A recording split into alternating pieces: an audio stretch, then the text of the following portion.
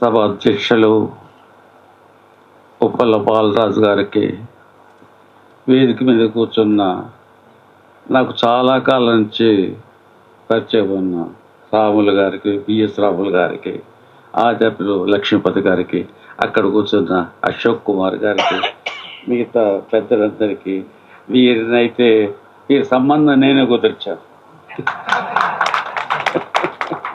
ఎందుకంటే ఆ రోజుల్లో నరసింహం కొంచెం ప్రాబ్లం వచ్చింది. నరసింహం వాళ్ళ అన్నయ్య శ్రీశైలం నా క్లాస్మేట్. అయితే ఇట్లా ఉంటుందంటే సరే శ్రీశైలం పోదాందా అని పోయి ఆ కామ తోటల్లో కూర్చొని వీళ్ళ అన్నయ్య వచ్చారు, ఎవరు వచ్చారు నాకు జ్ఞాపకం లేదు, వచ్చి పిల్లవాడు మంచివాడు, అమ్మాయిని ఇయ్యండి అని మేము చెప్పాం. అయితే నరసింహ నా విమర్శకులకి ఒక ఎనిగ్మా, ఒక రిడిల్, ఒక మిస్టరీ. ఆయన రచనలో కసి ఉంది. చదివితే నేను చాలా చదివాను, ప్రతి పుస్తకాన్ని నాకు పంపించేవాడు అన్నా అని కసి ఉంది, ఒక హేళన ఉంది. అయితే ఆ కసి వెనుక ఒక నిర్భయం ఉంది, ఒక నిర్భీత ఉంది. అది ఎటువంటి కసి, ఎటువంటి భీతి లేనితనం అంటే ఒక కుందేలు వేట కుక్క మీదకి ఎగబడే ధైర్యం. అది ఫలితం ఏమవుతుందో నరసింహకు తెలుసు, అయినా ముందుకు పోయాడు. ఎక్కడ కూడా వెనకంజ వేయలేదు. అయితే ప్రతి రచయితకి ఒక ఫిలాసఫీ ఉంటుంది. తను నమ్మింది, తను కన్విన్స్ అయింది చెప్పి తీరుతాడు. ఆయన నచ్చుతుందా, ఈయన నచ్చుతుందా అని ఆలోచిస్తే ఎవడు ఏ రచన ఈ ప్రపంచంలో చేయలేడు. మనకు నచ్చింది మనం కన్విన్స్ అయ్యాము, ఎలాగా అంతే దాన్ని ఎక్స్ప్రెస్ చేయడం, అదే నరసింహ చేశాడు. అయితే ఇటువంటి నిజాయితీ నరసింహంలో పుష్కలంగా ఉంది. అయితే నరసింహంలో కొన్ని రచనలు హిపోక్రసీ ఉంది అని కొంతమంది అంటారు. అయితే ఈ సమాజంలో చాలా పెద్ద మనుషులుగా చలామణి, చాలా ప్రముఖులుగా ఇప్పుడు చలామణి అవుతున్న వాళ్ళ హిపోక్రసీ ముందు నరసింహ హిపోక్రసీ ఒక ఏనుగు ముందు అవగించంత. నాకు చాలా చాలా పెద్దవాళ్ళతోటి ఏదో ఉంది, కానీ ఇది నరసింహ గురించి ప్రత్యేకంగా నేను ఎక్స్టెంపోర్ మాట్లాడతా, కానీ నరసింహ గురికి వచ్చిన వాస్తవాలన్నీ గుర్తుకొస్తాయో రావు అని కొంచెం లైట్గా రాశాను. ఉప్పల్ నరసింహం తెలుగునాట చిరపరిచితుడైన సాహితీ ప్రయోక్త, చాలామందికి తెలుసు. ఆయన మొదట రచన దగ్గర నుంచి తెలుసు. బహుముఖ ప్రజ్ఞాశాలి, చాలా విభిన్నమైన రచన చేశాడు. ఆయన రచనలకు ముడివస్తు ఏంటంటే ఈ కుళ్ళు రాజకీయాలు, నైతికత లేని రాజకీయ పార్టీలు, విలువలు లేని మనుషులు, దిగజారుతున్న పరిస్థితులు, వీటిని ముడుగు సరుగ్గా తీసుకున్నాడు ఆయన. నేను రైటర్నే, 22 నవలలు రాశాను. అయితే ఆయన ప్రక్రియ వేరు, నా ప్రక్రియ వేరు. నావి సోషల్ ప్రాబ్లమ్స్, అది వేరు, నా గురించి కాదు ఇప్పుడు. అయితే అదే ముడిసరుకు, దాన్ని ఆయన చక్కగా సానపెట్టి భాషాపరమైన సొబుగులు అద్ది, సొగసులు అద్ది ఎంతో చక్కగా పాఠకుడితో చదివించేట్ చేస్తాడు. నరసింహ నాకు వచనం రాయడానికి తణుకులాడుతున్నప్పటి నుంచి తెలుసు. తర్వాత నరసింహ వచనం మీద మంచి పట్టు సాధించాడు, తెలుగు వచనం మీద మంచి పట్టు సాధించాడు. అతని పుస్తకాలు చదువుతుంటే చదవబుద్ధి అవుతుంది. అతని అభిప్రాయాలతో మనం ఏకీభవించం, మనకు రిజర్వేషన్స్ ఉంటాయి, మినహాయింపులు ఉంటాయి. ఇట్లా రాశాడు ఏంటి అనిపిస్తుంది, కానీ అట్లా రాశాడు ఏంటా అని చదవడం, అట్లా రాశాడు కానీ దాని మధ్యలో ఏం రాశాడు అనేది లేదు. ఆ శక్తి నరసింహంలో ఉంది. నాకు ఈ నరసింహము 1971 నుంచి తెలుసు, చాలా సంవత్సరాలు. అప్పుడు బహుశా ఇంటర్మీడియట్. అతను ఏమాత్రం భేషజం లేకుండా తన కులవృత్తి చేసాడు, ఒక డబ్బా పెట్టుకుని అక్కడ. నేను చూసేవాళ్ళం. నేను 2 సార్లు అప్రిషియేట్ చేశాను. I'm proud of you Narasimha. ఎందుకన్నా మన పరం చేసుకోవాలంతే చేసుకునేవాడు. తర్వాత మాకు ఆ రోజుల్లో ఆర్ట్ లవర్స్ అనే ఒక అసోసియేషన్ ఉండేది. మా ఆర్ట్ లవర్స్లోకి వచ్చాడు అతను, వచ్చి పరిచయాలు పెంచుకున్నాడు. అతను ఆర్ట్ లవర్స్లో ఏం చేసేవాళ్ళు అంటే, ఆ రోజుల్లో మేము ఈ సమాజాన్ని మార్చాలని, సమానత్వం రావాలని ఇలా గేయాలు రాస్తూ సైకిళ్ళ మీద ఊర్లు బస్తీలు తిరుగుతూ పాటలు పాడేవాళ్ళం. ఆ రోజుల్లో నరసింహం కూడా మాతో కలిసి తిరిగాడు. తిరిగి అతను కూడా అప్పటి నుంచి కవి ఏదో పాటలు రాసేవాడు. అప్పుడు అందరూ ఎవరు పెద్ద కవులం కాదు, కానీ కవులం అనే భ్రమ అందరిలో ఉండేది. ఆ భ్రమతోటి ఏదో రాసేవాళ్ళము, అదే చదివేవాళ్ళము. అట్లా ఉన్నప్పుడు ఏమైందంటే మా దాంట్లో శంకరుడు కుట్టి అని ఒక అతను ఉండేవాడు. నేను చెప్పేది చరిత్ర ఇది. శంకరుడు కుట్టి అతను ఒక థీమ్ చెప్పాడు, బీదల పాటలు అని. అతను మలయాళి, అతనికి రాయడం రాదు. అది ఇంగ్లీష్లో థీమ్ చెప్పాడు. నేను దాన్ని తెలుగులో అనువాదం చేసి చెప్పాను. Because I did my MA in English literature. తెలుగులో చేసి దానికి మేము స్క్రిప్ట్ రాసుకోలేదు, డైలాగ్స్ లేవు, ఎక్స్టెంపోర్ అప్పటికప్పుడు స్టేజ్ మీద అనుకొని చెప్పాలి ఆ బీదల పాటల నాటకం. అయితే ఒకసారి నరసింహం సారు మా ఊళ్ళో వేయండి, దేవరాంచాల్లో ఈ నాటకం వేయాలి. దేవరాంచాల్లో వేసాము. అందులో నరసింహం ఆర్గనైజ్ చేశాడు. అది రోజు ప్రోగ్రాం. నేను ఏదో కరణం వేషం వేశాను.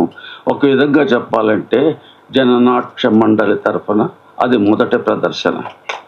జననాట్య మండలి తరఫున మొదట ప్రదర్శన నరసింహం ప్రోద్బలం వల్ల నరసింహం ఊరు దేవరాంచాల్లో జరిగింది. తర్వాత జననాట్య మండలి చాలా ప్రదర్శనలు ఇచ్చింది. అదే జీవితంలో చాలా కష్టాలు పడ్డాడు. నేను చాలా దగ్గరగా చూసాను ఎన్ని కష్టాలు పడ్డాడు అతను. ఈజ్ బిట్ రిజర్వ్డ్, కొద్దిగా ఇంట్రోవర్ట్ కూడా అనిపిస్తుంది. ఎవరితో అంత కలవడం అదేమీ లేదు. అయితే జననాట్య మండలి కార్యక్రమంలో చాలా ఉత్సాహంగా పాల్గొన్నాడు. తర్వాత సినిమా రంగంలోకి వచ్చాడు. అతను నేను కూడా అతనితో కలిసి 2 సినిమాలు అతనితో కలిసి పనిచేశాను. కానీ మావి విభిన్న రంగాలు. ఆయన రంగం వేరు, నా విభాగం వేరు, ఆయన విభాగం వేరు. అయితే నరసింహం అందరికీ తెలియని విషయం ఏంటంటే గొప్ప పరిశోధకుడు. ఆ పరిశోధనలో నేను ఉన్నాను, వెంట నరసింహం కూడా ఉన్నాను. ఆయన పరిశోధనలు చేసే 2 విషయాలు చెప్తే మీరు ఆశ్చర్యపోతారు. ఒకటి ఏంటంటే పశువుల కాపర్లు. పశువుల కాపర్లు ఎట్లా వాళ్ళు జీవితం గడుపుతారు, వాళ్ళ కష్టాలేంటి, వాళ్ళదేంటి. రెండవది బిచ్చగాళ్ళు. బిచ్చగాళ్ళ మీద చేసామండి రీసెర్చ్. వాళ్ళ పంచాయతీలు ఆ బిచ్చగాళ్ళు అడుక్కొచ్చింది కూడా ఒకసారి తిన్నట్టు జ్ఞాపకం నాకు. ఎందుకంటే వాళ్ళతో రీసెర్చ్ చేయాలంటే అది నరసింహుల ఆ యాంగిల్, ఆయన రాసిన రీసెర్చ్ పుస్తకాలు చేసినవి ఎక్కడున్నాయో తెలియదు. కొంతమంది దగ్గర ఉంటే ఇవ్వరు కూడా వాళ్ళు ఎప్పుడు. అది కనుక ఆయన చక్కగా ఒక ఆర్డర్లో పెట్టి ఆయన పబ్లిష్ చేస్తే is cocksure of getting a PhD. ఇప్పుడు రేపు పిహెచ్డి చేస్తున్న వాళ్ళు అంతకంటే గొప్ప ఏమీ కాదు నాకు తెలుసు. కాబట్టి అది రాలేదు. అయితే నరసింహము రచనల గురించి ఇది సమీక్ష కాదు. అయితే నరసింహం రచనల గురించి మాట్లాడకుండా నరసింహ గురించి చెప్పుకోలేము. ఏముంది నరసింహ గురించి చెప్పడానికి? రచనలు తీసేస్తే నరసింహ మనకి ఈనాటి సమావేశం అవసరమయ్యేది కాదు. ఇది ఒక వీక్షణ విషయం, ఒక విహంగ వీక్షణం. చిన్నగా అన్నీ నేను చాలా చదివాను, కానీ అన్నిటి గురించి డీటెయిల్గా చెప్పాలంటే మనకు సరిపోతుంది కదా. ఆ రాగం పుస్తకంలో ప్రపంచ గతిని మార్చడానికి, నూతన సమాజ ఆవిర్భావానికి పునాదులు వేసిన ఎంతోమంది దార్శనికులను మన ముందు సజీవంగా ఉంచుతారు. రాగం పుస్తకం చదవండి, మనకు నాలెడ్జ్ చాలా వస్తుంది. అలాగే ఉసిరవెల్లి పుస్తకంలో తెలంగాణ మలిపూల పోరాటం గురించి విపులంగా చర్చించాడు ఆయన.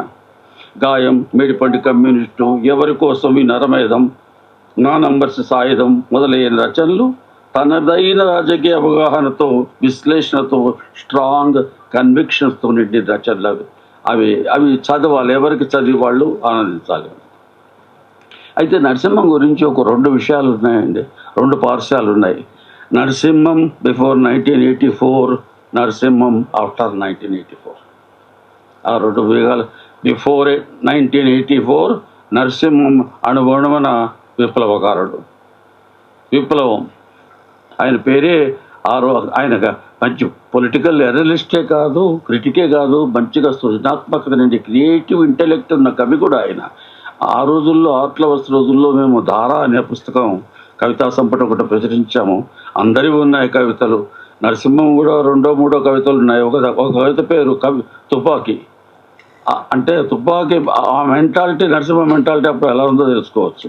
ఆ తుపాకీ చాలా రోజులు తుపాకీ అని పిలిచేవాళ్ళు నరసింహం. తుపాకీ నరసింహ వీడికి రాలేదని. అయితే తర్వాత 83, 84లో ఒకటి మట్టి, అది ఇది మట్టి కథల మట్టి మనిషి రాశాడు. ఆ మట్టి మనిషి కథలు, అది దాని మీద చాలా బిట్టర్ క్రిటిసిజం వచ్చింది. అసలు ఇది కథే కాదు, ఇతను రచయితే కాదు, ఇది భాషే కాదు. ఆ రాసిన ప్రబుద్ధుడు పెద్ద మనిషి, ఇప్పుడు నేను అనకూడదు ఆయన పేరు, రాశాడు.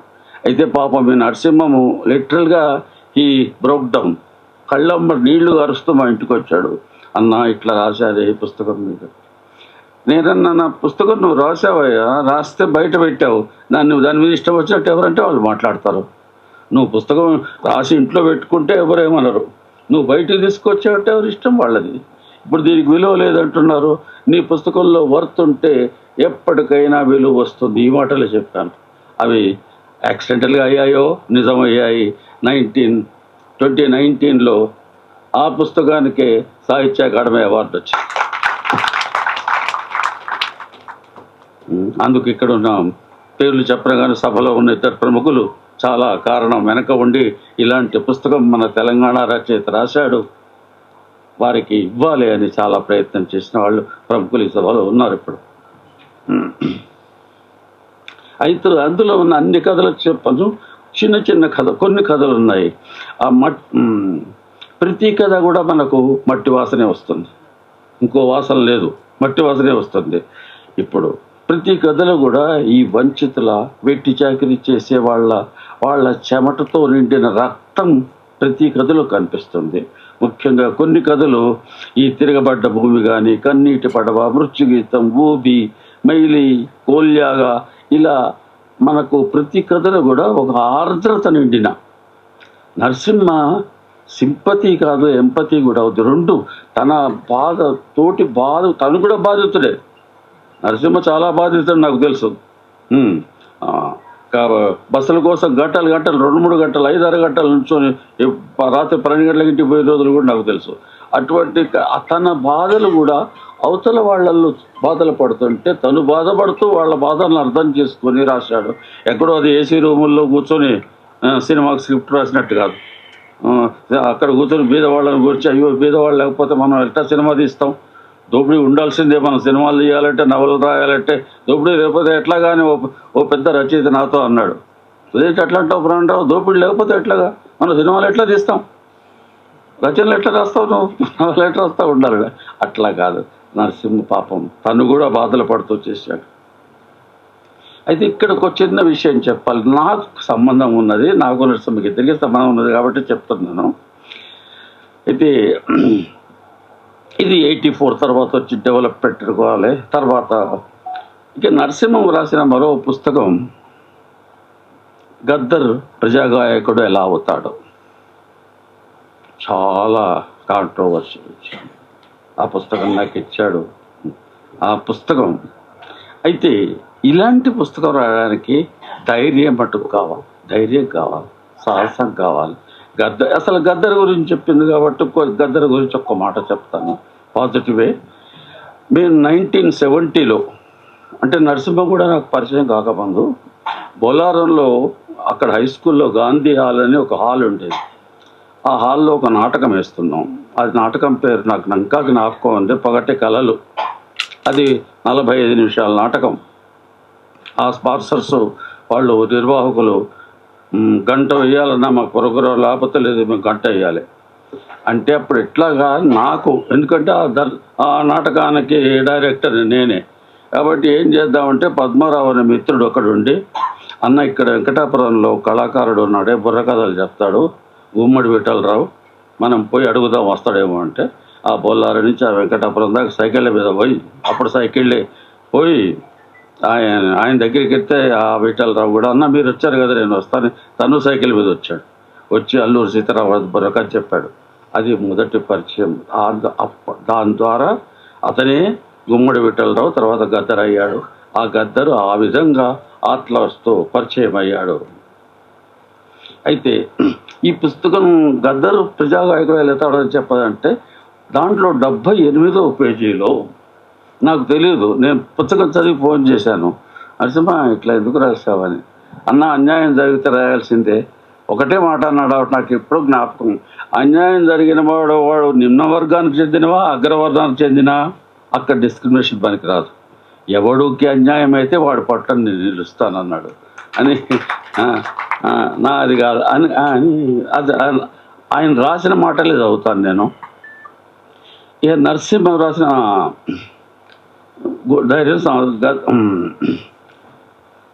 ఈ పుస్తకంలో 78వ పేజీలో, మీ దగ్గర ఎవరి దగ్గర ఉంటే చూడండి, 78వ పేజీలో నాకు జరిగిన ద్రోహం గురించి అంటే నాకంటే నాకేనండి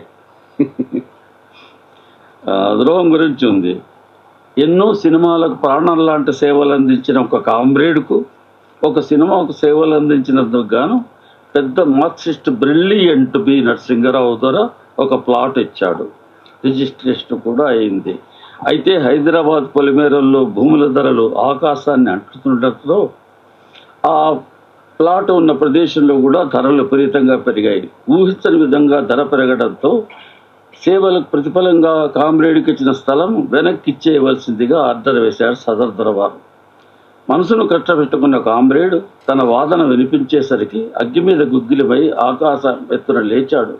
అంతేగాక ఒత్తిడి తెచ్చాడు, మాటలు తూటాలు పేల్చాడు, ఫోన్లో బాణాలు, ఆఖరికి బెదిరింపులకు హెచ్చరికలకు పూనుకున్నాడు. భయభ్రాంతులకు గురి చేశాడు. పక్కా రియల్ ఎస్టేట్ వ్యాపారం అవతారెత్తి ఆ విశ్వరూపం ఆ కామ్రేడ్పై ప్రదర్శించి ఎట్టికేలకు ఆ ప్లాట్ను వెనక్కి తీసుకుని తనకిష్టమైన ధరకు ఇతరులకు అమ్ముకున్నాడు. ఈ విధంగా కోట్ల రూపాయలు పోగేసుకున్నాడు. అది సంగతి. ఇలాంటివి ఎన్నో, మచ్చుకు మాత్రమే ఇది నరసింహన్ రాశాడు. ఇక దాని గురించి నేను పెద్ద ఎక్స్ప్లెయిన్ చేసిన తర్వాత ఏమైంది అనేసి అది పోయింది, అక్కడితో అయిపోయింది. అది అనవసరం. అయితే 79వ పేజీలో నరసింహకి తనకు స్వయంగా జరిగిన ద్రోహం గురించి రాశాడు. ఈ రెండిటికి నేనే ప్రత్యక్ష సాక్షిని కాబట్టి చెప్తున్నా.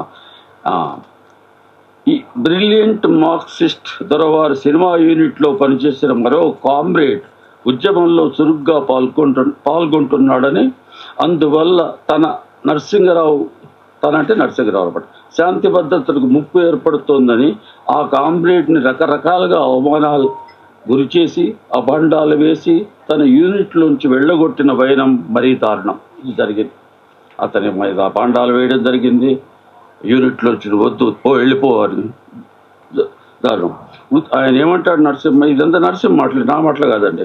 ఉద్యమంలో చురుగ్గా పాల్గొన్నందుకు పొగబెట్టడం ఎంతటి గొప్ప విప్లవ ఆచరణో ఎవరికి వారే అంచనా వేసుకోవాలి. నరసింహ వచ్చిందే అసలు చూసి ఆ కామ్రేడ్ మరి ఎవరో కాదు, ఉప్పల్ నరసింహం. ఈ వెలివేయబడ్డ కామ్రేడ్, ఆ రోజు గంటి వేయబడ్డ కామ్రేజు ఉప్పల్ నరసింహం. అది 1984.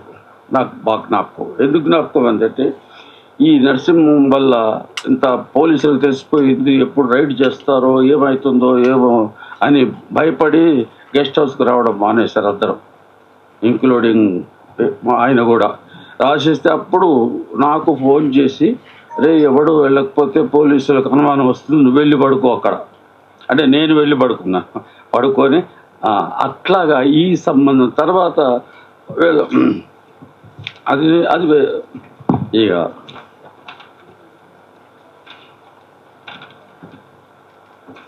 అక్కడ ఏదో సినిమా స్క్రిప్ట్ రాశారండి, పల్లెటూరు పిల్లగాడ అని. అది అనవసరం ఇప్పుడు. తనకు సిద్ధాంతాన్ని బోధించిన గురువే ఆ సిద్ధాంత బాటలో నడుస్తున్న తనను అలా వెలివేయడం నరసింహంని దిగ్భ్రాంతికి గురి చేసింది. అది నేను చూశాను. నేను పక్కనే షాక్ అయిపోయాడు పాపం. అప్పటిదాకా ఎంతో ఉత్సాహం. అందుకనే ఒక విధంగా గొప్ప స్ట్రాంగ్ మార్క్సిజంకి వ్యతిరేకంగా అయ్యాడేమో అనిపిస్తుంది నాకు.